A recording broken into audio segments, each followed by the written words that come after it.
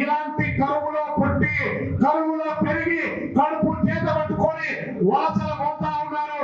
వ్యవసాయ రంగంలో 6 మాసాలు మాత్రమే పని ఉంటుంది, మిగతా 6 మాసాలు పని లేకపోవడం ద్వారా గ్రామీణ కూలీలు ఇబ్బంది పడుతున్నారని చెప్పి కమ్యూనిస్ట్ పార్టీ నాయకత్వాలు వీధి పోరాటాలు చేసి పార్లమెంట్ లో అలాంటి చట్టాలు తీసుకువచ్చి జాతీయ గ్రామీణ ఉపాధి హామీ పథకం ఆ చట్టాన్ని ఇంప్లిమెంట్ చేసింది.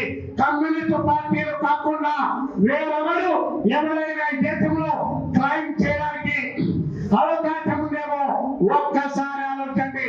అంటే కమ్యూనిస్ట్ పార్టీ ఈ దేశ ప్రజానికానికి ఈ దేశంలో ఉన్నటువంటి సమస్త జనానికి ఎవరికి ఏమి కావాలని చెప్పి వారి యొక్క ఆలోచనలతో ముందు చూపుతో ఈ దేశ అభివృద్ధి కోసం బాటలు వేసి కార్మిక వర్గం దగ్గర నుంచి అన్ని వర్గాల వారి కోసం వారి శ్రేయస్ కోసం కమ్యూనిస్ట్ పార్టీ అలాంటి పోరాటాలు మీరంతా కూడా ఈరోజు సమాచార హక్కు చట్టం గురించి తెలుసుకుంటా ఉన్నారు. సమాచారం కావాలంటే మీరు దరఖాస్తు చేస్తా ఉన్నారు. కానీ 62 మంది కమ్యూనిస్ట్ పార్టీ సభ్యులు పార్లమెంట్ లో ఉన్నప్పుడే ఆ చట్టం అమలైంది తప్ప వేరొకరు కాదు. కాబట్టి ఈరోజు ఇలాంటి చట్టాలు అనేకం వచ్చాయి. అదేవిధంగా దున్నేవాడికే భూమి కావాలని చెప్పింది communist party.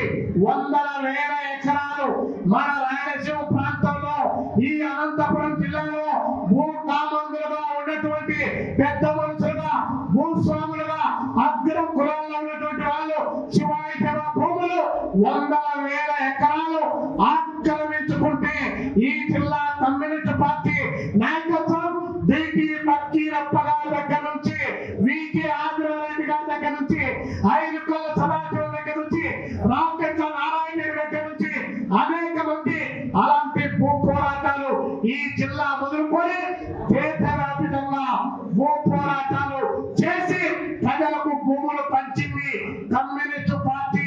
1, 2, 3 not only Anantapuram, not only Rayalaseema, మొత్తం భారతదేశంలోనే కమ్యూనిస్ట్ పార్టీ ఆనాడున్నటువంటి నాయకత్వం ఇందిరా గాంధీ గారి మెడలు వంచి ఈ దేశంలో భూ సంస్కరణ చట్టం ఇంప్లిమెంట్ చేయాలి.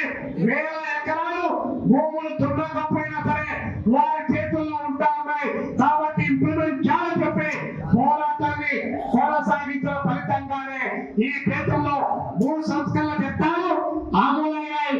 ఆ భూ సంస్కరణ కోసం 10 సంవత్సరాలు మన నాయకులు పోరాటం కొనసాగించారు. నిన్ననే నేను అవనిగడ్డ తాలూకా శ్రీకాకుళం దగ్గరికి పోయి ఒక బహిరంగ సభలో మాట్లాడితే ఆ ప్రాంత పార్టీ నాయకత్వం లిస్టు తీసుకొని వచ్చింది. లంకల భూములు కావాలని చల్లపల్లి జమీందారుకు వ్యతిరేకంగా 15,000 ఎకరాలు భూములు పంచాలని డిమాండ్ చేస్తే దాదాపు 49 మంది కమ్యూనిస్ట్ పార్టీ కార్యకర్తలు ఆనాడు కాల్చి చంపారు. దాని తర్వాత ఆ పోరాటం తర్వాత మరొక 7 మంది ప్రముఖ నాయకులు కూడా కాల్చి చంపారు. దేనికోసం, ఎవరి కోసం? ఈ ప్రజల ఎల్కే అధ్వానించాడా, అటల్ బిహారీ వాజ్పేయి ఇచ్చాడా, లేదా నరేంద్ర మోడీ ఇచ్చాడా? వాళ్ళు కానిచ్చింది కమ్యూనిస్ట్ పార్టీ. కార్మిక సంఘాలు పెట్టి కార్మికులు ఐక్యం చేసి విద్యా సంఘాలు పెట్టి విద్యార్థులు కూడగట్టి యువజన సంఘాలు పెట్టి నిరుద్యోగులు కూడగట్టి మహిళా సంఘాలు పెట్టి మహిళలు కూడగట్టి వ్యవసాయ కార్మిక సంఘాలు పెట్టి గ్రామీణ కూలీలు కూడగట్టి అలాంటి పోరాటాలు చేసి పాలక వర్గాల ముందు మన ఎజెండా పెట్టి ఆ పోరాటం చేశాం. కాబట్టి ఈరోజు కార్మికులకు ఆ మేరకైనా కూడా హక్కులు సంక్రమించాయంటే దాని వెనుక ఎర్ర జెండా పోరాటాలు సంవత్సరాల తరబడి ఉన్నాయి. ఈరోజు మనం 18 సంవత్సరాలకు ఓటు వేస్తా ఉన్నాం. 20, 30, 40 సంవత్సరాల క్రితం ఉన్నటువంటి చరిత్ర ఈ కథ పెద్దవాళ్లకు తెలుసు. 40 సంవత్సరాల క్రితం 18 ఏళ్ల వాళ్ళు ఓట్లు వేయడానికి అవకాశం లేనటువంటి దశలో ఈ దేశంలో వయోజన ఓటింగ్ హక్కు కావాలని చెప్పి అందరికీ ఓటు హక్కు ఉండాలని చెప్పి పార్లమెంట్ లో మొన్ననే చనిపోయినటువంటి మన ఇద్దరు నాయకులు కామ్రేడ్ సురవరం సుధాకర్ రెడ్డి గారు కేరళలో, కామ్రేడ్ సింగే చంద్రపూర్ గారు ఆయన ఎంపీగా ఉండి యువజన నాయకుడుగా ఉండి పార్లమెంట్ లో అలాంటి బిల్లులు మూడైతే 38 సంవత్సరాలు ఈ దేశంలో పోరాటం చేస్తే వయోజన ఓటింగ్ హక్కు ఈ దేశంలో వచ్చింది తప్ప ఇది కేవలం బూత్లో పాలక పార్టీలు ఇచ్చినటువంటిది కాదు. ఈరోజు జాతీయ గ్రామీణ ఉపాధి హామీ పథకాన్ని మనం గట్టిగా మాట్లాడతాం. పైన చంద్రబాబు నాయుడు పరిపాలన పైన, హోమ్ మినిస్టర్ గారి పరిపాలన పైన నీకు నమ్మకం లేదన్నమాట. నీకు నమ్మకం లేదన్నమాట. యోగి ఆదిత్యనాథ్ అంట ఈ దేశంలో ఉన్నటువంటి క్రైమ్ రేట్ తీసుకుంటే 7.8%. భారతదేశంలో అందరికంటే ఎక్కువ ఉత్తరప్రదేశ్ లోనే క్రైమ్ రేట్, రౌడీజం, గుండాయిజం, మతోన్మాదం, అదేవిధంగా దళితుల పైన దాడి, ముస్లిం మైనారిటీల పైన దాడి వైపున జరుగుతుంది. అలాంటిది ఆంధ్రప్రదేశ్ కావాలా? చంద్రబాబు నాయుడు గారు నీకు అలాంటి పరిపాలన కావాలని చెప్పి మేము అడుగుతా ఉన్నాం. వికసిత భారతదేశం అని ఆయన అంటే ఈయన వికసిత ఆంధ్రప్రదేశ్ అని చెప్పి ఈయన మాట్లాడుతా ఉన్నాడు. రాష్ట్రాన్ని అప్పులమయం చేశాడు, సింగపూర్ చేస్తా అని చెప్పాడు, శ్రీలంక అయిపోయింది అన్నాడు. 2,70,000 కోట్ల రూపాయలు అప్పు తీసుకొని వచ్చి ఈరోజు రాష్ట్రాన్ని అప్పులమయం చేశాడు. ప్రతి దాంట్లో కూడా పీ అని చెప్పి 3 పీలు పెట్టారు.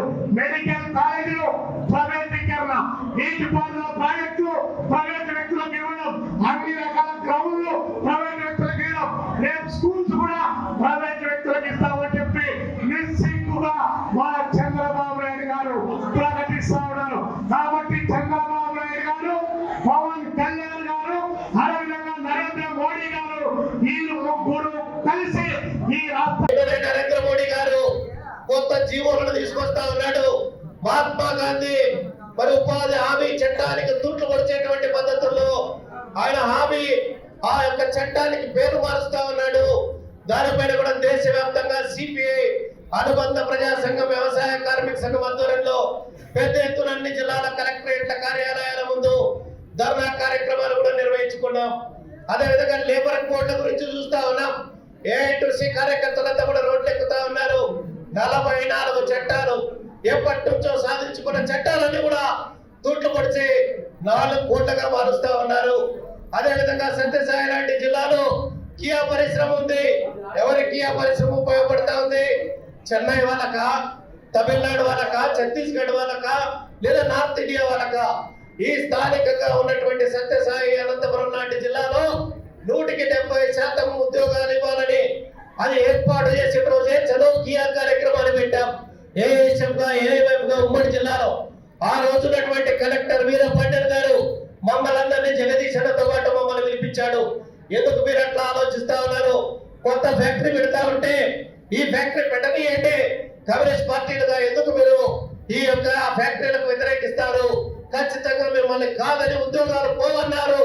కానీ ఈ రోజు ప్రధానమైనటువంటి ఉద్యోగాల్లో మన జిల్లా వాసులు ఎక్కడ కనబడటం లేదు.